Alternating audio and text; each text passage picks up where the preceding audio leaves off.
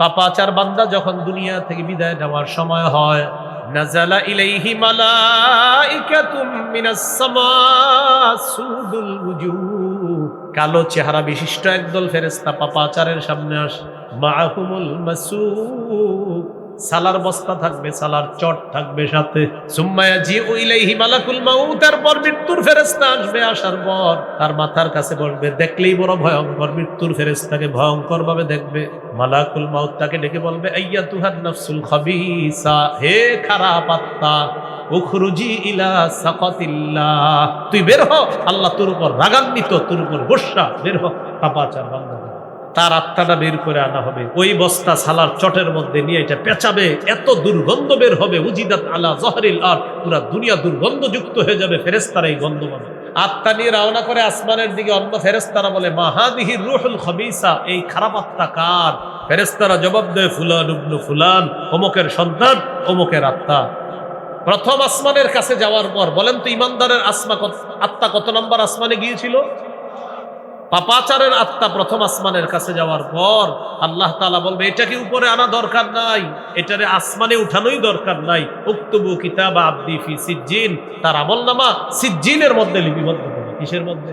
সিজ্জিনের মধ্যে লিপিবদ্ধ করো। দেহটা আমরা কবরে রেখে আসছি। আল্লাহ বলবেন, আত্মাটা তার কবরে তার দেহের মধ্যে দিয়ে দাও। আত্মা তার কবরে দেহের মধ্যে দেওয়ার পর দুইজন ফেরেশতা আসবে, তাকে বসাবে। দেখেই সে ভয় পেয়ে যাবে। ফেরেশতারা প্রশ্ন করবে, মান রব্বুকা, তোমার রব কে? জবাব দিবে, হা হা লা আদরি, আমার জানা নাই। ওমা দীনুকা, তোমার ধর্ম কি? জবাব দিবে, হা হা লা আদরি, আমার জানা নাই। তাকে চিনো কিনা যাকে তোমাদের মাঝে প্রেরণ করা হয়েছে? জবাব দিবে, হা হা লা আদরি, আমার জানা নাই। নাউজুবিল্লাহ বলে। আল্লাহ তাআলা বলবেন, আনকাযাবা আবদি, আমার বান্দা মিথ্যা কথা বলছে। আল্লাহ বলবে, ও মিথ্যাবাদী। আফরিশুহু মিনান নার, তার কবরে আগুনের বিছানা বিছায়া দাও। ওয়া আলবিসুহু মিনান নার, শরীরের মধ্যে আগুনের পোশাক পরায়া দাও। ওয়াফতাহু লাহু বাবান ইলান নার, কবর থেকে জাহান্নাম পর্যন্ত একটা দরজা খুলে দাও। ফায়াতিহা মিন সামুমিহা ওয়া হামুমিহা, জাহান্নাম থেকে কবরের উত্তপ্ত গরম, ওই জাহান্নামের গরম তার কবরের মধ্যে আসতে থাকবে। গরমে তার কবরের বিছানাটা গরম হয়ে যাবে, দেয়ালগুলা গরম হয়ে যাবে, ছাদটা গরম হয়ে যাবে।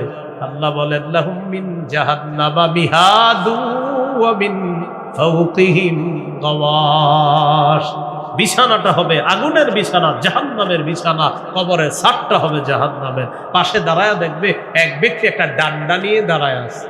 ইয়াদরিবু দরবাতান, একটা আঘাত করবে। ইয়াসিহু সাইহাতান, এত জোরে একটা চিৎকার করবে। এই চিৎকারের কারণে দুনিয়ার জিন ইনসান ছাড়া সবাই তার চিৎকারের আওয়াজ শুনতে পাবে। পাপাচার বান্দাকে একটা আঘাত করবে, পাপাচার বান্দা এত জোরে একটা চিৎকার করবে, তার চিৎকারের আওয়াজ জিন ইনসান ছাড়া সবাই শুনতে পাবে। নবীজি বললেন, তোমরা এই কবরের আযাব থেকে বানা চাও, কবরের আযাব থেকে বানা চাও। প্রিয় মুসলমান, একদিন নবী কবরের পাশে বসা, কবরের পাশে বসে বসে কান্না করতেছে। সাহাবী উপাস দিয়ে গিয়ে দেখে নবী কি করে। বাকা হাত্তা বাল্লাত সারা মিন দুমুইহি, কান্না করতে করতে সামনের মাটিগুলা ভিজিয়ে ফেলছে। সাহাবীদেরকে লক্ষ্য করে বললেন, ইয়া ইখওয়ানি, ও ভাই সব, লিমিসলি হাযা ফাআইদ্দু, নবী বললেন, ও প্রিয় ভাই সব, এই অবস্থার জন্য তোমরাও প্রস্তুত হও। আজকে তোমাদের যে ভাইকে কবরে রাখবা, তোমাকেও এইভাবে রাখা হবে, তুমিও প্রস্তুত হও। নবী বলে দিলেন। এলো আজকে 3 নাম্বার আলোচনা, মনে আসেনি? মৃত্যু, মৃত্যুর যন্ত্রণা, কবর। 4 নাম্বার হাসর।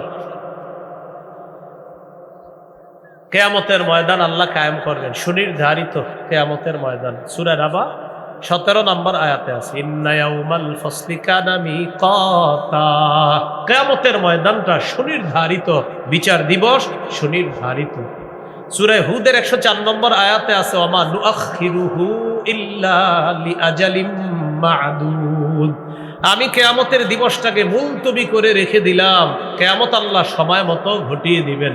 সেদিন আল্লাহ ওজনের পাল্লা স্থাপন করবেন। আল্লাহ তাআলা বলেন, ওয়ানাদউল মাওয়াজিনাল কিসতা লিয়াউমিল কিয়ামা ফালা তুযলামু নাফসুন শাইআ, আল্লাহ তাআলা বলেন, কিয়ামতের দিন আমি ইনসাফের দাড়িপাল্লা স্থাপন করব। সূরা আম্বিয়াতে আল্লাহ বলেন কিয়ামতের দিন আমি ইনসাফের দাড়িপাল্লা স্থাপন করব। ফালা তুজলামু নাফসুন শাইআ, কারো উপর সামান্য জুলুম করা হবে না, কারো উপর সামান্য পরিমাণ জুলুম করা হবে না। কিয়ামতের ময়দানে আমি আল্লাহ ইনসাফের দাড়িপাল্লা স্থাপন করব। ওয়ানাদউল মাওয়াজিনাল কিসত লিয়াউমিল কিয়ামা ফালা তুজলামু নাফসুন শাইআ, কিয়ামতের ময়দানে আমি আল্লাহ ইনসাফের দাড়িপাল্লা স্থাপন করব। ফালা তুজলামু নাফসুন শাইআ, কাউকে সামান্য পরিমাণ জুলুম করা হবে না। কিসের পাল্লা বলেন? হ্যাঁ, ইনসাফ, ইনসাফের পাল্লা আল্লাহ স্থাপন করবেন। এই ওজনের পাল্লায় আল্লাহ তাআলা কি করবেন? ওজনের পাল্লায় আল্লাহ তাআলা মানুষের আমল ওজন করবেন, অথবা আমল নামা আল্লাহ ওজন করবেন। করার পর কারো আমল দিবেন, আমল নামা দিবেন ডান হাতে, কারো বাম হাতে। ডান হাতে যাদের আমল নামা দেওয়া হবে তারা সৌভাগ্যবান, বাম হাতে যাদের আমল নামা দেওয়া হবে তারা হতভাগা। আল্লাহ তাআলা বলেন ফামিনহুম শাকিয়্যুন ওয়া সাঈদ, তাদের একদল হবে হতভাগা আর একদল হবে সৌভাগ্যবান। ফাআম্মাল্লাযীনা শাকু ফাফিন্নার, যারা হতভাগা তারা জাহান্নামে থাকবে। বলি নাউযুবিল্লাহ। বলেন হতভাগারা কোথায় থাকবে? জাহান্নামে। এই হলো কিয়ামতের ময়দানের হালাত। সর্বশেষ আলোচনা 5 নাম্বার, জাহান্নামে থাকবে কারা? বলেন হতভাগারা কারা?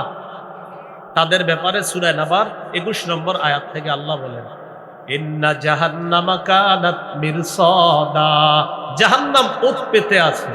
লিত্তাগিনা মাআবা, যারা নাফরমান তাদের ঠিকানা হিসাবে জাহান্নাম ওত পেতে আছে। লাবিসিনা ফিহা আহকাবা, তারা সেথায় যুগের পর যুগ কাটিয়ে দিবে। লা ইয়াযুকুনা ফিহা বারদাও ওয়ালা শারাবা, সেখানে তারা কোনো কোমল পানীয় আস্বাদন করবে না, কোনো ঠান্ডা জাতীয় কিছু আস্বাদন করবে না। ইল্লা হামিমাও ওয়া গাসসাকা, ফুটন্ত গরম পানি, রক্ত, পুজ এগুলা তারা আস্বাদন করবে। বলবে খিদা লাগছে, খাবার চাই। লাকিলুনা মিন শাজারিম মিন যাক্কুম, কাঁটাযুক্ত যাক্কুম দেওয়া হবে, এটা তারা আস্বাদন করবে। ফামালিউনা মিনহাল বুতুন, এটার দ্বারা তাদের পেট ভরবে।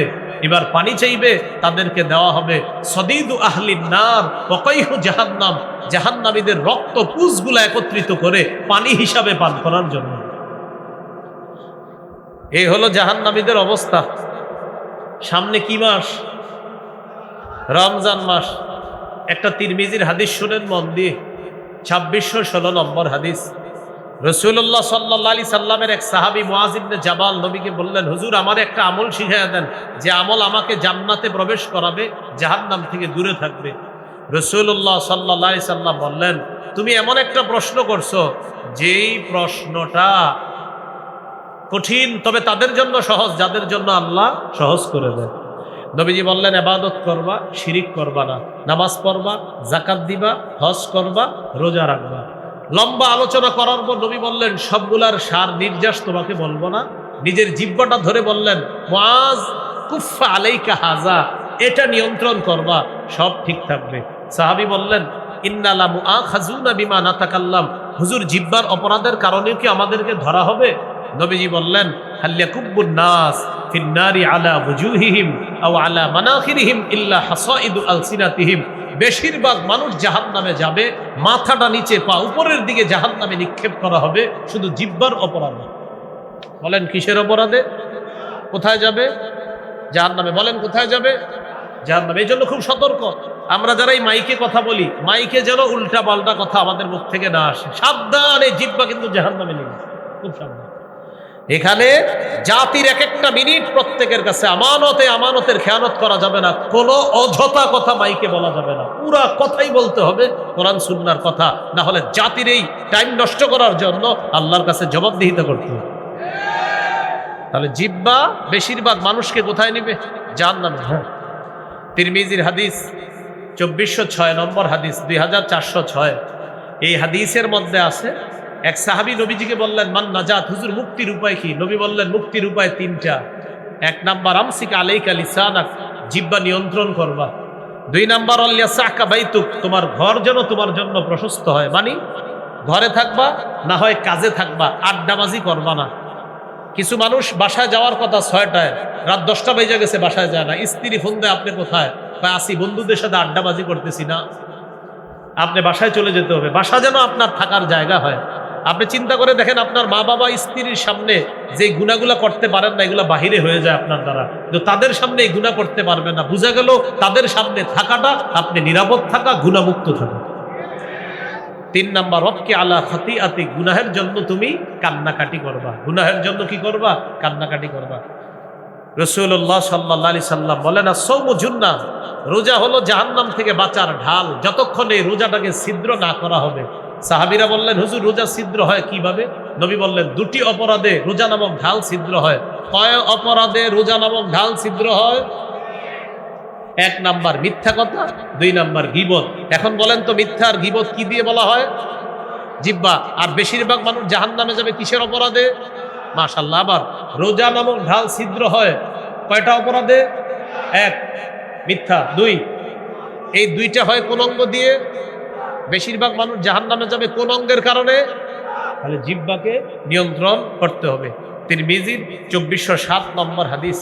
এই হাদিসের মধ্যে আসছে, রাসূল সাল্লাল্লাহু আলাইহি সাল্লাম বলেন, ইদা আসবাহা ইবনু আদম ফাইন্নাল আযা কুল্লাহা তুকাফিরুল লিসান। আদম সন্তান যখন সকাল হয়, তখন সমস্ত অঙ্গগুলা জিহ্বাকে ডাক দিয়ে বলে, ও জিহ্বা ইন্নামা নাহনু বিকা। পা জিহ্বাকে ডাকবে, হাত জিহ্বাকে ডাকবে, কান জিহ্বাকে ডাকবে, চোখ জিহ্বাকে ডাকবে, নাক জিহ্বাকে ডাক দিয়ে বলে, ও জিহ্বা ইন্নামা নাহনু বিকা, আমরা তোমার অনুসারী, আমরা তোমার অনুসারী। ফাইন ইস্তাকামতা ইস্তাকামনা, তুমি ঠিক থাকলে আমরা ঠিক। ওয়া ইন ইওয়াজাজতা ইওয়াজাজনা, তুমি বাঁকা হলে আমরাও বাঁকা। জিহ্বাকে সব অঙ্গ প্রত্যঙ্গ বলে, তুমি ঠিক থাকলে আমরা ঠিক, তুমি বাঁকা হলে আমরাও বাঁকা। তাহলে ভাই, জিহ্বার গুনাহ থেকে বাঁচা। তিরমিজির 2410 নম্বর হাদিস। নবীর এক সাহাবী নবীকে বললেন, মা আখওয়াফু মা তাখাফু আলাইয়া, হুজুর আমার ব্যাপারে সবচেয়ে বিপজ্জনক মনে করেন কি? নবী জিহ্বা ধরে বললেন, এটা এটা এটা সবচেয়ে বিপজ্জনক, এটা জিহ্বা সবচেয়ে বিপজ্জনক। তাহলে বলেন, রোজা ছিদ্র হয় কয় অপরাধে? 1 কোন অঙ্গ দিয়ে হয়? বেশিরভাগ মানুষ জাহান্নামে যাবে কোন অঙ্গের কারণে? আল্লাহ আমাদের সকলকে জাহান্নাম থেকে বাঁচার জন্য আমলগুলা যেন বেশি বেশি করতে পারি, জাহান্নামের আযাব গজব থেকে যেন বাঁচতে পারি, কবরের আযাব গজব থেকে যেন বাঁচতে পারি। আল্লাহ যেন মৃত্যুটা আমাদের জন্য সহজ করে দেয়। আমি অনেক সময় আমরা কি করি, কেউ মারা যাওয়ার পরে আমরা বলি 10 মিনিট আগে অ্যাম্বুলেন্সটা আনলে ভালো হইতো। মানে কি 10 মিনিট আগে আনলে কি হইতো সেটা বলেন, বেঁচে যেত। মারা যাওয়ার পরে এগুলো আর বলবেন না। মারা যাওয়ার পরে ইন্না লিল্লাহি ওয়া ইন্না ইলাইহি রাজিউন, বাস এটা পড়া। মৃত্যুর আগে বলতে পারেন যে, ভাই ডাক্তার সাহেব আরো আগে আসতে পারলেন না। মৃত্যুর পরে আর কিছু বললেন না, মৃত্যুবরণ করছে, বাস শেষ, তার জীবন শেষ। কিন্তু আমরা পোস্টারের মধ্যে লিখি, অমুকের অকাল মৃত্যুতে আমরা শোকাহত, অমুকের অকাল মৃত্যুতে আমরা শোকাহত। আচ্ছা, কবে বললে ঠিক ছিল সেটা বলুন। এই যে লেখলেন অকাল মৃত্যুতে শোকাহত, তার বিদেহী আত্মার মাগফিরাত কামনা করছি, তো উনি কবে বললে ঠিক ছিল?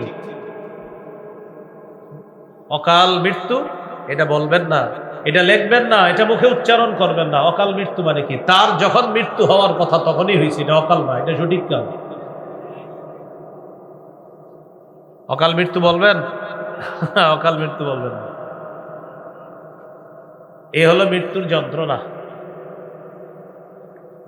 মৃত্যুর যন্ত্রণা কাফেরদের কাছেও আসবে। সূরা আনআমের 93 নম্বর আয়াতে আল্লাহ বলেন, ওয়ালাউ তারা ইযিয যালিমুনা ফি গামারাতিল মাউত। নবী, আপনি যদি কাফেরদেরকে দেখতেন মৃত্যুর যন্ত্রণায় তারা কিভাবে ছটফট করে, এটা যদি আপনি দেখতেন। ওয়াল মালাইকাতু বাসিতু আইদিহিম, ফেরেশতারা তাদের হাতগুলা মেলে, তাদের ডানা মেলে তারা বলতে থাকে, আখরিজু আনফুসাকুম, তোমরা তোমাদের আত্মা বের করে দাও। আল-ইয়াওমা তুজজাউনা আযাবাল হুনি বিমা কুনতুম তাকুলুনা আলাল্লাহ গায়রাল হাক্কি ওয়া কুনতুম আন আয়াতিহি তাস্তাকবিরুন। আল্লাহ তাআলা বলেন, ফেরেশতারা বলবে তোমাদের আত্মা বের করে দাও, আজ তোমাদেরকে লাঞ্ছনাকর শাস্তি আস্বাদন করানো হবে। তোমরা আল্লাহর ব্যাপারে অসত্য কথা বলতা, মিথ্যা কথা বলতা, এই কারণে তোমাদেরকে লাঞ্ছনাকর অপমানকর শাস্তি আস্বাদন করানো হবে, ভোগ করানো হবে। আর তোমরা আল্লাহর আয়াতগুলার ব্যাপারে অহংকার প্রদর্শন করতা, এটা কাফেরদেরকে বলবে। এরপরে আল্লাহ বলেন, ওয়ালাকাদ জিতুমুনা ফুরাদা কামা খালাকনাকুম আউওয়ালা মাররা। তোমরা আমার কাছে আসবা একা একা, যেভাবে আমি প্রথমবার সৃষ্টি করেছি, মায়ের পেট থেকে একা এসেছো যেভাবে, ঠিক তোমরা সবাই আবার আমার কাছে একা একা আসবে। তাহলে মৃত্যুর যন্ত্রণা আমার আপনার কাছেও আসবে, কাফেরের কাছে আসবে, এমনকি নবীদের কাছেও মৃত্যুর যন্ত্রণা আসে। কার কাছে? আমাদের নবীজি সাল্লাল্লাহু আলাইহি সাল্লাম কি বলে দেখেন, সহিহ বুখারীর বর্ণনা 4449 নম্বর হাদিস। এই হাদিসের বর্ণনাকারী আয়েশা সিদ্দিকা রাদিয়াল্লাহু তাআলা আনহা তিনি বলেন, ইন্না মিন নিআমিল্লাহি আলাইয়া আন্না রাসূলুল্লাহি সাল্লাল্লাহু আলাইহি ওয়াসাল্লাম তুওফিয়া ফি বাইতি ওয়া ফি ইয়াউমি ওয়া বাইনা সাহরি ওয়া নাহরি। রাসূলুল্লাহ সাল্লাল্লাহু আলাইহি সাল্লামের স্ত্রী আম্মাজান আয়েশা সিদ্দিকা রাদিয়াল্লাহু তাআলা আনহা বলেন, আমার উপর আল্লাহর বিশেষ নেয়ামত যে রাসূলুল্লাহ সাল্লাল্লাহু আলাইহি সাল্লাম আমার ঘরে, আমার দিনে, আমার শরীরে রাসূল সাল্লাল্লাহু আলাইহি সাল্লামের মাথা মোবারক হেলান দেওয়া অবস্থায় ছিল। ওই অবস্থায় নবী আমার ঘরে, আমার দিনে ইন্তেকাল করেছেন। এটা আল্লাহর অনুগ্রহ আমার উপর, আল্লাহর দয়া যে নবী আমার ঘরে, আমার দিনে, আমার সাথে ট্যাক লাগানো ছিলেন, আল্লাহ রাসূল ইন্তেকাল করছে। আরেকটা কি নেয়ামত, ওয়া আন্নাল্লাহা জামাআ বাইনা রিকি ওয়া রিকিহি ইনদা মাউতিহি। রাসূলুল্লাহ সাল্লাল্লাহু আলাইহি সাল্লামের মৃত্যুর সময় আমার থুতু আর নবীর থুতু মোবারক মেসওয়াকের বরকতে আল্লাহ একত্রিত করে দিচ্ছে। কিভাবে মেসওয়াকের বরকতে একত্রিত হলো খুব মন দিয়ে শুনেন। আম্মা জান বলেন, দাখালা আলাইহি আব্দুর রহমান ইবনে আবি বকর সিদ্দিক রাদিয়াল্লাহু তাআলা আনহুমা ওয়া বিয়াদিহি সিওয়াক। আম্মা জান বলেন, আমার ভাই আব্দুর রহমান মেসওয়াক হাতে নিয়ে ঘরে প্রবেশ করলেন। আম্মা জানের ভাই মেসওয়াক হাতে নিয়ে ঘরে প্রবেশ করছে। ওয়া আনা মুসনিদাতুন রাসূলুল্লাহি সাল্লাল্লাহু আলাইহি ওয়াসাল্লাম, এমন অবস্থায় যে আমি আল্লাহ রাসূলকে হেলান দেওয়া অবস্থায় আমার সাথে রেখে দিলাম। আমার ভাই ঘরে ঢুকছে, ভাইয়ের হাতে একটা কি বলেন তো, মেসওয়াক। রাসূলুল্লাহ সাল্লাল্লাহু আলাইহি ওয়াসাল্লাম খালি মেসওয়াকটার দিকে তাকায় বারবার। আমি নবীজিকে বললাম, আখুযুহু লাকা, আমি কি মেসওয়াকটা আপনাকে এনে দিব? ফাশারা বিরাসিহি নাআম, নবী মাথা নাড়িয়ে বললেন, হ্যাঁ মেসওয়াকটা দাও। আমি মেসওয়াকটা নিলাম, নেওয়ার পর মেসওয়াকটা আল্লাহ রাসূল সাল্লাল্লাহু আলাইহি সাল্লামকে দিলাম। ফাশতাদ্দা আলাইহি, নবীজির মেসওয়াক করতে কষ্ট হলো। কেন? মেসওয়াক যে অংশ দিয়ে করে, বলেন ওই অংশ কি শক্ত থাকবে না নরম? নরম। তো আম্মা জান আয়েশা সিদ্দিকা রাদিয়াল্লাহু তাআলা আনহা বলেন, রাসূলুল্লাহ সাল্লাল্লাহু আলাইহি সাল্লামের মেসওয়াক করতে কষ্ট হলো। কেন? মেসওয়াক শক্ত। আমি নবীজিকে বললাম, উলাইয়িনুহু লাকা, আমি কি মেসওয়াকটা আপনাকে নরম করে দিব? মাথা নাড়িয়ে বললেন, হ্যাঁ মেসওয়াকটা নরম করে দাও। খুব বুঝবেন।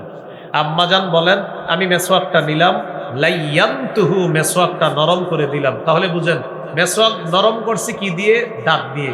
মেসওয়াক নরম করার সময় আম্মা জান আয়েশা সিদ্দিকা রাদিয়াল্লাহু তাআলা আনহার থুতু মেসওয়াকের মধ্যে লাগছে। এবার নবী কি দিলেন? নবী মেসওয়াক করলেন। এবার নবীর থুতু মুবারক মেসওয়াকে লেগেছে। আম্মা জান বলেন, মেসওয়াকের বরকতে আমার থুতু আর নবীর থুতু ইন্তেকালের আগে আল্লাহ এক করে দিয়েছে। এই জন্য মেসওয়াক করবেন সবাই, বলেন ইনশাআল্লাহ। আল্লাহ তৌফিক দান করেন। এরপর রাসূল সাল্লাল্লাহু আলাইহি সাল্লাম কি করলেন? পাশে একটা পানির পাত্র আছে, ওই পাত্রের মধ্যে রাসূল সাল্লাল্লাহু আলাইহি সাল্লাম হাত প্রবেশ করাইলেন। ইয়ামসাহু বিহিমা ওয়াজহা, নবীজি তার চেহারা মুবারক এইভাবে মুছতে লাগলেন আর বলতে লাগলেন, ইন্নালিল মাউতি সাকারাত, আয়েশা মৃত্যুর খুব যন্ত্রণা। নবীজি কি বললেন? মৃত্যুর খুব যন্ত্রণা। নবীজি বলতেছেন, আয়েশা ইন্নালিল মাউতি সাকারাত, মৃত্যুর খুব যন্ত্রণা। নাসাবা ইয়াদা, হাত উপরে উঠাইলেন, লা ইলাহা ইল্লাল্লাহ। রাসূলুল্লাহ সাল্লাল্লাহু আলাইহি সাল্লাম লা ইলাহা ইল্লাল্লাহ পড়লেন, হাত উপরে উঠায় বললেন, আল্লাহুম্মা ফির রাফিকিল আ'লা। এটা বললেন, শ্রেষ্ঠ বন্ধু, সর্বশ্রেষ্ঠ বন্ধুর সান্নিধ্যে আমি চলে যেতে চাই। এটা এইভাবে হাত উঠিয়ে বললেন। ফামালাত ইয়াদুহু, আস্তে হাতটা জমিনে পড়ে গেল। আম্মাজান বুঝতে পারলেন আল্লাহ রাসূল দুনিয়া থেকে বিদায় নিচ্ছে। আপনাদেরকে আমার এই জায়গায় যেটা শোনানোর উদ্দেশ্য সেটা হলো, নবীও কি বললেন? মৃত্যুর কি আছে ভাই? যন্ত্রণা। ইন্নালিল মাউতি সাকারাত, মৃত্যুর যন্ত্রণা। নবীজি সাল্লাল্লাহু আলাইহি সাল্লামের মৃত্যুর ব্যাপারে যেটা বললাম, এটা হলো বিশুদ্ধ বর্ণনা, সহিহ বুখারীর। কি বর্ণনা ভাই? বিশুদ্ধ। রাসূল সাল্লাল্লাহু আলাইহি সাল্লামের মৃত্যুর ব্যাপারে যে কথাটা বললাম, এটা হলো নবীজির ব্যাপারে বিশুদ্ধ বর্ণনা। নবীর মৃত্যুর ব্যাপারে আমাদের সমাজে অসতর্কতার কারণে কিছু অশুদ্ধ বর্ণনা, অসতর্কতামূলক এরকম মাইকে হয়তো বের হয়ে গিয়েছে, আর শ্রোতারাও এটা অসাবধানতাবশত এটা গ্রহণ করে নিয়েছে। বাকি এটা আমি কাউকে দোষারোপ করি না। হয়তো কোনো বইয়ের মধ্যে এরকম ঘটনাটা লেখা ছিল, ওই লেখাটা পড়ার পর হয়তো কোনো আলোচক মাইকের সামনে বসে এটা বলে ফেলেছে, আর আপনারাও এটা গ্রহণ করেছেন, কিন্তু টোটাল বিষয়টা অশুদ্ধ। এরকম একটা অশুদ্ধ বর্ণনা আপনারা মুখস্থ আছে আমি জানি, একটু বলি, বলার পর আপনাদের মনে আসবে, হ্যাঁ হুজুর এটা শুনছি তো। যেমন নবীজির ইন্তেকালের সময় মালাকুল মাউত আইসা নবীর কাছে অনুমতি চেয়েছে, এরকম কথা শুনছেন না? আচ্ছা, মালাকুল মাউত নবীজির কাছে এসে অনুমতি চেয়েছে, একজন গ্রাম্য ব্যক্তির রূপ ধারণ করে আসছে, আর এটা খুব সুন্দরভাবে আপনার বলা হয়, মাইকেও বলা হয়েছে। লম্বা হিস্টোরি, কিন্তু আমি পুরোটা বলতেও পারবো না। টোটাল বর্ণনাটা জাল বর্ণনা, যে এক গ্রাম্য ব্যক্তির রূপ ধারণ করে মালাকুল মাউত আসছে আর নবীর কাছে অনুমতি চেয়েছে, এই বর্ণনা পুরাটা কি জাল। জাল। আমি বললাম তো, অসাবধানতা বশত এখান থেকেও বের হয়েছে, আর অসতর্কতার কারণে আমরাও গ্রহণ করে ফেলেছি। আব্দুল মুনিম ইবনে ইদ্রিস নামে এক ব্যক্তি এই জাল বর্ণনাটা দুনিয়াতে ছড়িয়ে দিয়েছে।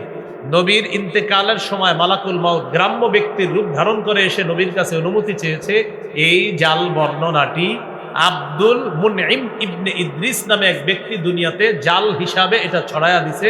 আর এই জালটা পরবর্তীতে হয়তো কোনো চটি বাংলা বইয়ের মধ্যে চলে এসেছে, আর এই ঘটনা হয়তো আমরা অনেকে পড়ে ফেলেছি, পড়ার পর এটা মাইকেও বলে ফেলেছি, শ্রোতারাও গ্রহণ করে ফেলেছি, যেটা পুরা টোটালটাই ছিল জাল বর্ণনা। তাহলে এই বর্ণনা এটা জাল। আর আমি যেটা শোনাইলাম বুখারীর বর্ণনা, এটা বিশুদ্ধ বর্ণনা। আরেকটা বর্ণনা আপনারা শুনছেন, সেটা হলো মালাকুল মাউত মুসা আলাইহিস সালামের কাছে আসার পর তিনি একটা থাপ্পড় দিয়েছে। এটা শুনছেন কিনা? এটা সঠিক। এটা কি সঠিক? এটা বুখারীতে আছে, মালাকুল মাউত মুসা নবীর কাছে আসছে, মুসা নবী থাপ্পড় দিয়েছে, এটা সঠিক। এখন ঘটনা হলো কি জানেন? মুসা নবীর এই হিস্টোরি বলতে গিয়ে ওই নবী, আমাদের নবীর নামে আবার ওই গ্রাম্য ব্যক্তির রূপ ধারণ করছে, ওই বানানোটা বলে ফেলি। মুসা নবী মালাকুল মাউতকে থাপ্পড় দিছে, এটা বিশুদ্ধ। এটার সাথে আবার আমরা কি করি, ওইটাও বলে ফেলি যে আমাদের নবীর কাছেও মালাকুল মাউত আসছে, গ্রাম্য ব্যক্তির রূপ ধরছে, অনুমতি চাইলেন। এটা হলো জাল বর্ণনা। আর মুসা নবী যেটা থাপ্পড় দিছে, এটা বিশুদ্ধ বর্ণনা। মৃত্যুকে কেন্দ্র করে আরেকটা ভিত্তিহীন বর্ণনা আপনারা শুনে থাকবেন, শুনেছেন হয়তো। ফাতেমা রাদিয়াল্লাহু তাআলা আনহা ইন্তেকালের পর তাকে কবরে রাখা হলো। রাখার পর আবু যর গিফারি রাদিয়াল্লাহু তাআলা কবরের সাথে কথা বলছে, শুনছেন এরকম আপনারা? কবরকে বলছে, কবর তুমি কি জানো কাকে রেখে গেলাম? শুনছেন কিনা? ভিত্তিহীন বর্ণনা। কবর কোনো জবাব দেয় না। তখন আবু যর বলছে, কবর তোমার মাঝে হযরত আলীর স্ত্রীকে রেখে গেলাম। কবর কোনো জবাব দেয় না, ভিত্তিহীন বর্ণনা। পরে কবরকে বলছে, কবর জানো কাকে রেখে গেলাম? তোমার মাঝে হাসান হুসাইন রাদিয়াল্লাহু আনহুমার আম্মাকে রেখে গেলাম। কবর জবাব দেয় না, ভিত্তিহীন বর্ণনা। শেষে বলছে, কবর তোমার মাঝে মুহাম্মদুর রাসূলুল্লাহ সাল্লাল্লাহু আলাইহি সাল্লামের কন্যা ফাতেমাকে রেখে গেলাম। কবর কোনো জবাব দেয় না। শেষে কবর জবাব দিছে কি, আবু যর আমাকে এইগুলা বইলা লাভ নাই। আচ্ছা, একজন সাহাবীর কি দরকার কবরকে এগুলা বলা, আর কবর পাল্টা জবাব দেওয়া দরকারটা কি বলে? এটা ভিত্তিহীন বর্ণনা। আমি জানি এটা ম্যাক্সিমাম লোক শুনছেন এই বর্ণনা, এটা ভিত্তিহীন। তাহলে আমাদের নবীজি সাল্লাল্লাহু আলাইহি সাল্লামের কাছে দেখি আপনারা বলেন, মালাকুল মাউত গ্রাম্য ব্যক্তির রূপ ধারণ করে আসছে, বর্ণনাটি জাল। আমাদের নবীজি সাল্লাল্লাহু আলাইহি সাল্লাম ইন্তেকালের সময় পানিতে হাত দিছে, চেহারা মুছেছেন, আল্লাহুম্মা ফির রফিকিল আ'লা বলেছেন, মিসওয়াক করেছেন, এটা বিশুদ্ধ বর্ণনা। মালাকুল মাউতকে মুসা নবী থাপ্পড় দিয়েছেন, এটা বিশুদ্ধ বর্ণনা। ফাতেমা রাদিয়াল্লাহু তাআলা আনহাকে মৃত্যুর পর কবরে রেখে আবু যর গিফারি কবরের সাথে কথা বলেছেন, এটা অশুদ্ধ বর্ণনা, ভিত্তিহীন বর্ণনা। তাহলে আমরা এমন একটা জীবন দরকার, অশুদ্ধ আর বিশুদ্ধ পার্থক্য করে বিশুদ্ধটা গ্রহণ করা, অশুদ্ধটা বর্জন করা, এই মানসিকতা আছে সবার? আল্লাহ তৌফিক দান করেন। এই হলো আপনার মৃত্যুকে কেন্দ্র করে বিভিন্ন ঘটনা। ফাতেমা রাদিয়াল্লাহু তাআলা আনহার মৃত্যুর ব্যাপারে বিশুদ্ধ বর্ণনা কোনটা? তিনি ইন্তেকাল করেছেন, তার স্বামী হযরত আলী জানাজা পড়িয়েছেন, তিনি দাফন করেছেন কবরে, এটা বুখারীতে আছে, এটা হলো বিশুদ্ধ বর্ণনা। তাহলে ওই আবু যর গিফারি রাদিয়াল্লাহু তাআলা আন কবরের সাথে কথোপকথন করা, এগুলা শুনে হয়তো আপনারা অনেকে কেঁদেছেন, প্রচুর কান্না করছেন, এই বর্ণনাগুলা টোটাল জাল বর্ণনা। আল্লাহ আমাদের সকলকে ভিত্তিহীন জাল বর্ণনা থেকে বাঁচার তৌফিক দান করেন। তাহলে মৃত্যু এক নাম্বার আলোচনা গেল, 2 নাম্বার মৃত্যুর যন্ত্রণা গেল, 3 নাম্বার আলোচনা কবর। মুসনাদে আহমদ হাদিসের কিতাবে, কিতাবের 18,557 নম্বর হাদিস। এই হাদিসের বর্ণনাকারী বারা ইবনে আযিব রাদিয়াল্লাহু তাআলা আন, তিনি বলেন, খরাজনা মা রাসূলিল্লাহি সাল্লাল্লাহু আলাইহি ওয়াসাল্লাম ফি জানাজাতি রাজুলিন মিনাল আনসার। রাসূলুল্লাহ সাল্লাল্লাহু আলাইহি ওয়াসাল্লামের সাথে এক আনসারী সাহাবীর জানাজা পড়ার জন্য আমরা বের হলাম। হাত্তা ইনতাহাইনা ইলাল কবরি ওয়া লাম্মা ইউলহাদ, কবরের কাছে পৌঁছে গেলাম, যে কবরের মধ্যে এখনো লাশ রাখা হয় নাই। নবীর সাথে এক আনসারী সাহাবীর জানাজায় বের হলাম, কবরের কাছে পৌঁছে গেলাম, কবরে এখনো লাশ রাখা হয় নাই। ফাজালাসা রাসূলুল্লাহ সাল্লাল্লাহু আলাইহি ওয়াসাল্লাম, নবীজি বসে গেলেন, নবীজি কবরের সামনে বসে গেলেন। ওয়া জালাসনা হাওলা, আমরাও কবরের সামনে বসে গেলাম। নবীজির হাতে একটা লাঠি, লাঠি দিয়ে নবীজি জমিনে আঁকাআঁকি করতেছে এভাবে। নবীজি নিচের দিকে তাকায় আছে, আমরা সবাই নবীজির দিকে তাকিয়ে আছি। প্যান্ডেলের নিচে যে শ্রোতা ভাইয়েরা আছেন, আপনারা বুঝতেছেন তো ওয়াজ? আচ্ছা, রাসূলুল্লাহ সাল্লাল্লাহু আলাইহি ওয়াসাল্লাম কবরের পাশে বসলেন, আমরাও বসে গেলাম, আমরা নবীজির দিকে তাকায় আছি। নবীজি একটা লাঠি দিয়ে মাটিতে আঁকাআঁকি করতেছে, আমরা সবাই নবীর দিকে তাকায় আছি। কাআন্না আলা রুউসিনা আত-তায়র, এমন ভাবে আমরা বসা যেন আমাদের মাথার উপর পাখি বসা, এমন ভাবে নবীজির সামনে বসা। ফারাফা রাসা, নবী মাথা উঠাইলেন। মাথা উঠানোর পর কবরকে লক্ষ্য করে কবর দেখায়া বললেন, ইস্তাইযু বিল্লাহি মিন আযাবিল কবরি মাররাতাইনি আও সালাসা। ও সাহাবীরা, তোমরা কবরের আযাব থেকে আল্লাহর কাছে পানা চাও, এই কথাটা 2 বার বা 3 বার বলবে। তোমরা কবরের আযাব থেকে আল্লাহর কাছে পানা চাও, এই কথাটা 2 বার বা 3 বার বলবে।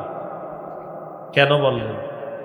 ফাইন্নাল আবদাল মুমিনা ইযা কানা ফি ইনকিতাইম মিনাদ দুনিয়া ওয়া ইকবালিম মিনাল আখিরাহ, ঈমানদার বান্দা যখন দুনিয়া থেকে বিদায় নেওয়ার সময় হয়, আখিরাতের দিকে ঈমানদার যখন রওনা করে, নাযালা ইলাইহি মালাইকাতুম মিনাস সামা বিদুল ওয়ুজুহ। কি হলো হঠাৎ ভাইয়া?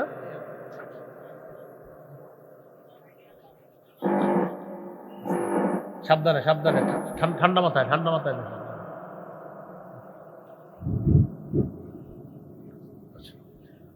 রাসূলুল্লাহ সাল্লাল্লাহু আলাইহি ওয়াসাল্লাম বললেন, ইমানদার বান্দা যখন দুনিয়া থেকে বিদায় নেওয়ার সময় হয়, আখিরাতের দিকে যখন রওনা করে, নাযালা ইলাইহি মালাইকাতুম মিনাস সামা বিদুল ওয়ুজুহ। ইমানদার বান্দার আত্মা স্বাগত জানানোর জন্য সূর্যের মতো সুন্দর চেহারা বিশিষ্ট অসংখ্য অগণিত ফেরেশতা জান্নাতের কাফনের কাপড় আর সুগন্ধি নিয়ে ইমানদার বান্দার আত্মার স্বাগত জানানোর জন্য দলে দলে ফেরেশতারা দুনিয়াতে আসে। হাত্তা ইয়াজলিসু মিনহু মাদ্দা বাসারিহি। ইমানদারের নজর যেই পরিমাণ যায় দৃষ্টির শেষ সীমানা পর্যন্ত, ফেরেশতারা দুটি সারি হয়ে বসে যায়। ইমানদারের সামনে অসংখ্য অগণিত ফেরেশতা দুইটা সারি হয়ে তারা বসে যায়, মালাকুল মাউতের অপেক্ষা করে। সুম্মা ইয়াজিউ ইলাইহি মালাকুল মাউত। এরপর মৃত্যুর ফেরেশতা আসে ইমানদারের কাছে। হাত্তা ইয়াজলিসা ইনদা রাসিহি। মৃত্যুর ফেরেশতা আসার পর ইমানদারের মাথার কাছে বসে। ইমানদারের মাথার কাছে বসার পর ইমানদারকে লক্ষ্য করে বলে, আইয়াতুহান নাফসুত তাইয়্যিবা, হে পবিত্র আত্মা, উখরুজি ইলা মাগফিরাতিল্লাহ ওয়া ইলা রিদওয়ানি। হে পবিত্র আত্মা, তুমি বের হও, আল্লাহর ক্ষমার দিকে বের হও, আল্লাহর সন্তুষ্টির দিকে বের হও। আল্লাহ তোমাকে ক্ষমা করে দিয়েছেন, আল্লাহ তোমার প্রতি সন্তুষ্ট হয়ে গিয়েছেন, তুমি বের হও। বলেন তো আমার সাথে, হে পবিত্র আত্মা। বলেন আল্লাহ। মালাকুল মাউত যেন আমাদেরকে এভাবেই সম্বোধন করে মৃত্যুর সময়। কি আত্মা বলে? হে পবিত্র আত্মা। তো মালাকুল মাউত বলবে, আইয়াতুহান নাফসুত তাইয়্যিবা, হে পবিত্র আত্মা, উখরুজি ইলা মাগফিরাতিল্লাহি ওয়া রিদওয়ানি, বের হও, আল্লাহর ক্ষমার দিকে বের হও, আল্লাহর সন্তুষ্টির দিকে বের হও। ইমানদারের আত্মাটা যখন বের হবে, তাসিলু কামা তাসিলুল কাতরাতু মিন ফিস সিকা। পাত্রের পানি যেমন বের হয়, শেষের ফোঁটাগুলা যেমন আস্তে আস্তে বের হয়, ইমানদারের আত্মাটা এইভাবে আস্তে আস্তে তার দেহ থেকে বের হবে। পাত্রের পানিগুলা ফোঁটায় ফোঁটায় আস্তে আস্তে যেমন শেষের দিকে বের হয়, ইমানদারের আত্মাটা এইভাবে বের হয়ে মালাকুল মাউত নিয়ে। সামনে কারা আছে দেখি, ওয়াজ বুঝছেন কিনা? সামনে কারা? এইখানে তো আপনারা। ইমানদারের সামনে কারা? মাশাআল্লাহ মাশাআল্লাহ। কারা? ফেরেশতারা অপেক্ষা করতেছে, তাড়াতাড়ি দাও, আত্মাটা দাও, আমাদের কাছে দাও। লাম ইয়াদউ ফি ইয়াদিহি তারফাতা আইন। মালাকুল মাউত আত্মাটা তার হাতে চোখের পলক পরিমাণও রাখতে পারবে না। সামনে যারা, তারা ফায়াখুজুনা, আত্মাটা নিবে, ফায়াজআলুনা ফিল কাফনি, জান্নাতের কাফনের কাপড়ের মধ্যে আত্মাটা রাখবে। রাখার পর আত্মাটা পেঁচাবে, পেঁচানোর পর সুগন্ধি মাখবে, মাখার পর ফায়াসআদুনা বিহা ইলাস সামা। ইমানদারের আত্মা নিয়ে ফেরেশতারা আসমানের দিকে রওনা হবে। আমার আপনার যেন মরণটা এরকমই হয়। সুগন্ধি মাখার পর কাতিয়া বিরিহিন রিহি মিসকিন বুজিদাত আলা যহরিল আরদ। ইমানদারের আত্মা থেকে এমন সুন্দর সুগন্ধি বের হবে, সারা পৃথিবীটা সুগন্ধময় হয়ে যাবে। ফায়ামুরুনা বিহা আলা মালাইম মিনাল মালাইকা মা হাদিহির রূহুত তাইয়্যিবা।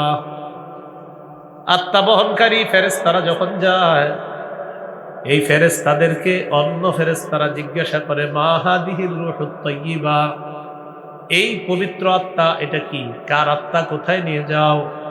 আত্মা বহনকারী ফেরেশতারা জবাব দেয়, ফুলান ইবনু ফুলান, এটা অমুকের সন্তান, অমুকের আত্মা। এই আত্মা নিয়ে আসমানের দিকে আমরা রওনা করলাম। প্রথম আসমানের কাছে যায়, যাওয়ার পর আসমানের দরজা খুলে দেওয়ার অনুমতি চায়। ইমানদারের আত্মা নিয়ে প্রথম আসমানে প্রবেশ করবে, করার পর ফায়ুশাইয়ুহু মিন কুল্লি সামাইন মুকাররিবুহা, যত ফেরেশতাদের সামনে দিয়ে ইমানদারের আত্মাটা নিয়ে যাবে, প্রত্যেকটা ফেরেশতাদের দল স্বাগত জানাতে জানাতে আত্মা পরবর্তী আসমানে পাঠায় দেবে। এক আসমান দুই, এইভাবে করতে করতে হাত্তা ইউনতাহা বিলহা ইলাস সামাইস সাবিআ, আত্মাটা সপ্তম আসমানে নিয়ে যাবে। সুবহানাল্লাহ। কার আত্মা? ইমানদারে বলেন কার আত্মা? সপ্তম আসমানে নিয়ে যাওয়ার পর আল্লাহ তাআলা বলবেন উকতুবু কিতাবা আবদি ফি ইল্লিয়িন, আমার বান্দার আমল নামা তোমরা ইল্লিয়িনের মধ্যে লিপিবদ্ধ করে দাও। ইল্লিয়িনের মধ্যে আমার বান্দার আমল নামাটা তোমরা লিপিবদ্ধ করে দাও। প্রিয় মুসলমান ভাইয়েরা, যদি আমার আপনার মৃত্যুর পর ইল্লিয়িনের মধ্যে আমল নামাটা খালি লিপিবদ্ধ করানো যায়, বাস জান্নাতের কাগজপত্র রেডি হয়ে গেল। এখন কিছু ধাপ বাকি আছে, শুধু নিয়ম মেনটেন করিয়ে আল্লাহ তাআলা জান্নাত দিয়ে দিবেন। এই জন্য খুব বেশি দোয়া করা, আমি আপনাদের জন্য, আপনারাও আমার জন্য, যেন আমাদের মৃত্যুর পর প্রথম আমল নামাটা ইল্লিয়িনের মধ্যে লিপিবদ্ধ করাইতে পারি। আল্লাহ তৌফিক দান করুন। এবার আমার সাথে তিনটি কথা বলতে হবে। দেহ, আত্মা, আমল নামা। দেহ কবরে, আত্মা সপ্তম আকাশে, আমল নামা ইল্লিয়িনে। এবার আপনারা বলেন দেহ কোথায়, আত্মা, আমল নামা ইল্লিয়িনে। দেহটা আমরা কবরে রেখে আসলাম, রেখে আসার পর সপ্তম আসমানে হলো আপনার আত্মাটা। আল্লাহ তাআলা ফেরেশতাদেরকে বলবেন আইদুহু ইলাল আরদ, আমার বান্দার আত্মাটা জমিনের মধ্যে আবার নিয়ে যাও। কবরের মধ্যে তার দেহ আছে, দেহের মধ্যে তার আত্মাটা ফিরিয়ে দিয়ে দাও। তুআদু রূহুহু কামা কানা তুআদু রূহুহু ফি জাসাদিহি কামা কান। ইমানদারের আত্মাটা তার দেহের মধ্যে ফিরিয়ে দেওয়া হবে, যেমন ছিল আত্মা আবার তার দেহের মধ্যে ফিরিয়ে দেওয়া হবে। ফায়াতিয়ানিহি মালাকান, দুইজন ফেরেশতা তার কাছে আসবে। আসার পর ফায়ুজলিসানিহি, তাকে বসাবে। বসানোর পর ফায়াসআলানিহি, তাকে প্রশ্ন করবে মার রব্বুকা, তোমার রবকে, জবাব দাও। বলেন কে? দিল থেকে। কে? দিল থেকে আরো জোরে। এক নাম্বার প্রশ্ন, তোমার রব কি? ইমানদার জবাব দিবে রব্বি আল্লাহ, আমার রব হলেন আল্লাহ। দুই নাম্বার প্রশ্ন, মা দীনুকা, তোমার ধর্ম কি? জবাব দিবে দীনিয়াল ইসলাম, আমার দিন হলো ইসলাম। দিন কি? বলেন জমিনে আসমানে আল্লাহর দিন একটাই, ইসলাম। জমিনে আসমানে দিন কয়টা? নাম কি? ইসলাম। আকীদাতুত তাহাবীতে আছে দীনুল্লাহি ফিল আরদি ওয়াস সামাই ওয়াহিদুন, আসমানে জমিনে দিন একটাই, ইসলাম। সূরা আলী ইমরানের 19 নম্বর আয়াতে আছে ইন্নাদ দীনা ইনদাল্লাহিল ইসলাম, আল্লাহর কাছে একমাত্র দিন হলো ইসলাম। ইবনে তাইমিয়া রাহমাতুল্লাহি আলাইহি বলেন মাল্লাম ইকিররা বাতিনান ওয়া যাহিরান আল্লাহ লা ইয়াকবালু দীনান সিওয়াল ইসলাম ফালাইসা বিমুসলিমিন। কেউ যদি মুখে অথবা অন্তরে এই কথা স্বীকার না করে যে আল্লাহ তাআলা ইসলাম ছাড়া অন্য কিছু গ্রহণ করবে না, এটা যদি কেউ স্বীকার না করে, স্বীকার করতে হবে। কি স্বীকার করতে হবে? মুখেও বলতে হবে আল্লাহ শুধুমাত্র ইসলাম গ্রহণ করবে, আল্লাহ শুধুমাত্র ইসলামকেই দিন হিসাবে গ্রহণ করবে, এটা স্বীকার করতে হবে মুখেও অন্তরেও। কেউ যদি মুখে স্বীকার করে অন্তরে অস্বীকার করে, সে মুসলমান না। ফালাইসা বিমুসলিমিন, সে মুসলমান না। শাইখুল ইসলাম ইবনে তাইমিয়ার ফতোয়া। সূরা আলী ইমরানের 85 নম্বর আয়াতে আল্লাহ বলেন ওয়ামাই ইয়াবতাগি গায়রাল ইসলামি দীনান ফালাই ইউকবালা মিন, যে ব্যক্তি ইসলাম ছাড়া অন্য কিছুকে দিন হিসাবে কামনা করবে, এটা কিছুতেই তার থেকে গ্রহণ করা হবে না। তাহলে 2 নম্বর প্রশ্ন, তোমার দিন কি? সে জবাব দিবে কি? ইসলাম। 3 নম্বর, ওমান হাদার রাজুলুল্লাযী বুইসা ফীকুম, এই মানুষটাকে চেনো কিনা যাকে তোমাদের মাঝে প্রেরণ করা হয়েছে? জবাব দিবে হাদা নবী মুহাম্মাদুন সাল্লাল্লাহু আলাইহি ওয়াসাল্লাম, তিনি হলেন আমার নবী মুহাম্মদ সাল্লাল্লাহু আলাইহি ওয়াসাল্লাম। ফেরেশতারা বলবে আইনা ওয়াজাদতা হাদা, আচ্ছা তুমি এই প্রশ্নের জবাব কোথায় পেয়েছো? ওই ব্যক্তি জবাব দিবে ক্বারাআতু কিতাবাল্লাহ, আমি আল্লাহর কোরআন পড়েছিলাম, সেখান থেকে আলেমদের কাছ থেকে আমি জেনেছিলাম এই 3 প্রশ্নের জবাব। এই প্রশ্নের জবাব জেনে আমি কবরে আল্লাহ তাআলা ফেরেশতাদেরকে ডেকে বলবেন, আন সাদাকা আব্দি, আমার বান্দা যা বলছে সত্য কথা। আমি আল্লাহ আমার বান্দাকে সত্যায়ন করে দিলাম, আমার বান্দার সব কথা সত্য কথা। এবার আল্লাহ বলবেন, আফরিশুহু মিনাল জান্নাহ, আমার বান্দার কবরে জান্নাতের বিছানা বিছানো দাও। ওয়া আলবিসুহু মিনাল জান্নাহ, তার শরীরে জান্নাতের পোশাক পরায়া দাও। ওয়াফতাহু লাহু বাবান ইলাল জান্নাহ, তার কবর থেকে জান্নাত পর্যন্ত একটা দরজা খুলে দাও। ফায়াতিহা মিন রিহিহা ওয়া তিবিহা, ওই দরজা দিয়ে জান্নাত থেকে অসংখ্য অগণিত নাজ নেয়ামত দেখা যাবে, আর জান্নাতের সুগন্ধি তার কবরে আসতে থাকবে। কবরটা জান্নাতের বাগান হয়ে যাবে। ফায়ুফসাহু লাহু ফি কবরিহি মাদ্দা বাসরিহি, তার কবরের মধ্যে নজর যেই পরিমাণ যাবে চারদিকে এই পরিমাণ পর্যন্ত কবরটা চারদিকে প্রশস্ত করে দেওয়া হবে। কবরের জগৎটা তার দৃষ্টির শেষ সীমানা পর্যন্ত প্রশস্ত করে দেওয়া হবে। আর ওয়ায়াতানাওয়ারু লাহু, কবর আলোকিত হয়ে যাবে। কবর কি হবে? এই জন্য মোমবাতি টুমবাতি জ্বালানো দরকার নেই। হ্যাঁ, কি জ্বালানো দরকার নেই? কারণ ইমানের পাওয়ার থাকলে এমনি আলোকিত হবে, আলাদা মোমবাতি জ্বালানো দরকার নেই। এই হলো ইমানদার বান্দার অবস্থা। ওয়া ইন্নাল আবদাল ফাজিরা ইযা কানা ফি ইনকিতাইম মিনাদ দুনিয়া ওয়া ইকবালিম মিনাল আখিরাহ, পাপাচার বান্দা যখন দুনিয়া থেকে বিদায় নেওয়ার সময় হয়, নাযালা ইলাইহি মালাইকাতুম মিনাস সামা সুদুল উজুহ, সূরা নিসা ৭৮ নম্বর আয়াতে আল্লাহ বলেন, আইনামা তাকুনু ইউদরিকুমুল মাউত, তোমরা যেখানেই থাকো মৃত্যু তোমাদেরকে পাকড়াও করবে। সূরা আরাফের ৩৪, সূরা ইউনূসের ৪৯ নম্বর আয়াতে আল্লাহ বলেন, লিকুল্লি উম্মাতিন আজাল ইযা জাআ আজালুহুম ফালা ইস্তাখিরুনা সাআতাও ওয়ালা ইস্তাকদিমুন।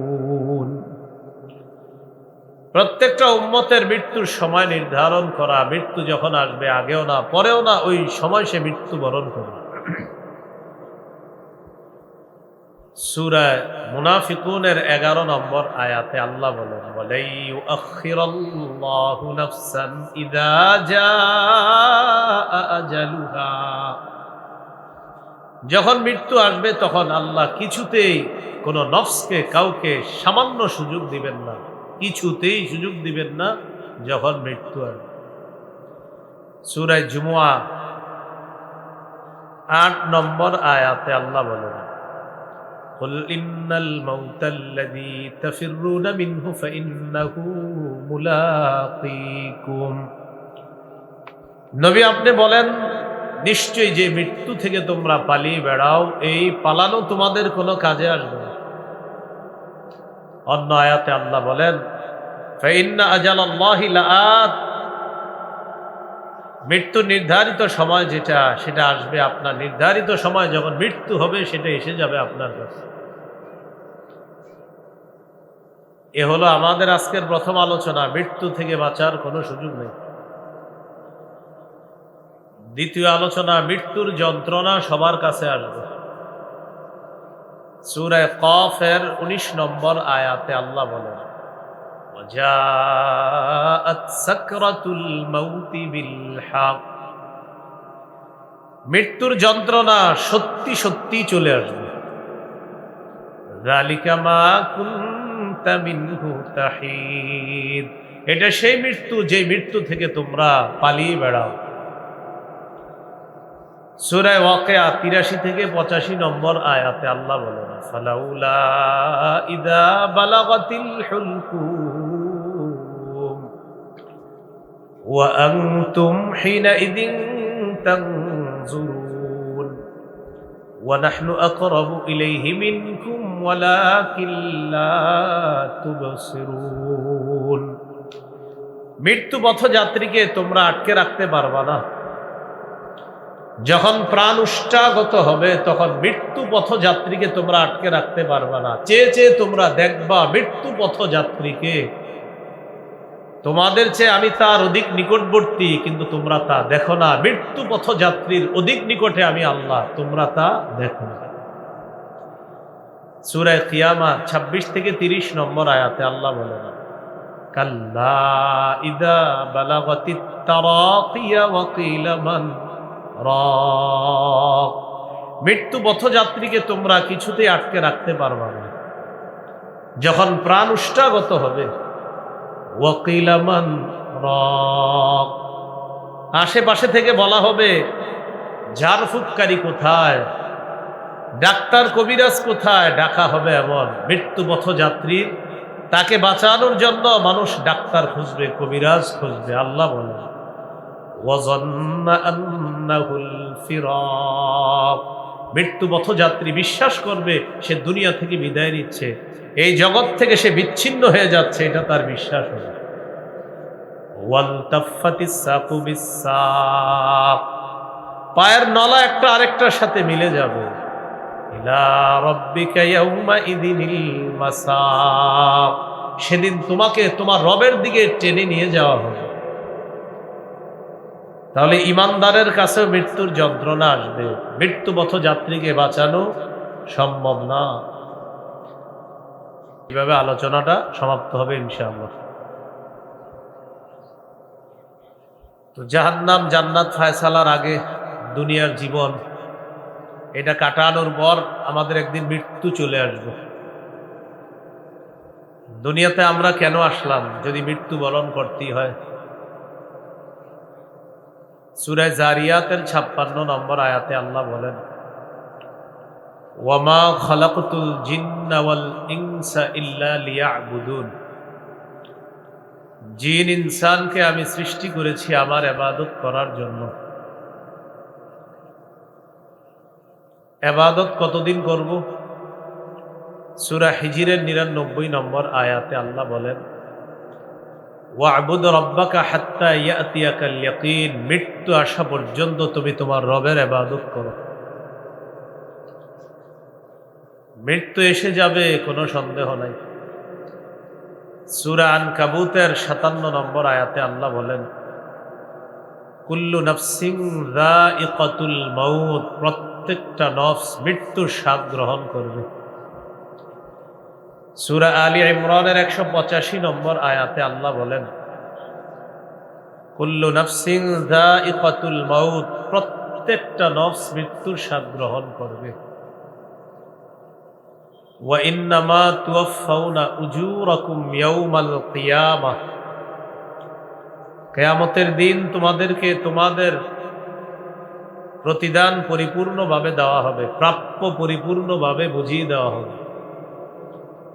ফামান যুহজিহা আনিন নার, যাকে জাহান্নাম থেকে মুক্ত করা হবে, ওয়া উদখিলাল জান্নাহ, এবং জান্নাতে যাকে প্রবেশ করানো হবে, ফাকাদ ফাজ, সে সফলকাম হবে।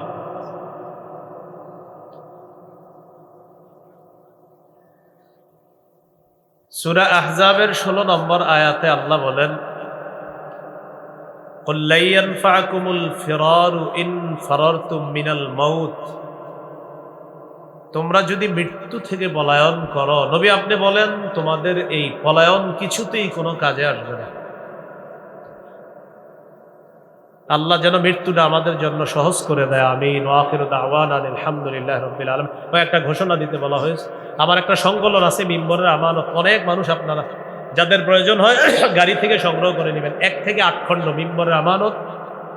প্রথম খণ্ড সন্তানের 64টা অধিকার, দ্বিতীয় খণ্ড শিরিক বেদাত, তৃতীয় খণ্ড হালাল হারাম, চতুর্থ খণ্ড স্বামী স্ত্রীর অধিকার, পঞ্চম খণ্ড লা ইলাহা ইল্লাল্লাহর ব্যাখ্যা, ষষ্ঠ খণ্ড নামাজ, সপ্তম খণ্ড পাক নাপাকের মাসালা, অষ্টম খণ্ড নামাজ সম্পর্কে আলোচনা।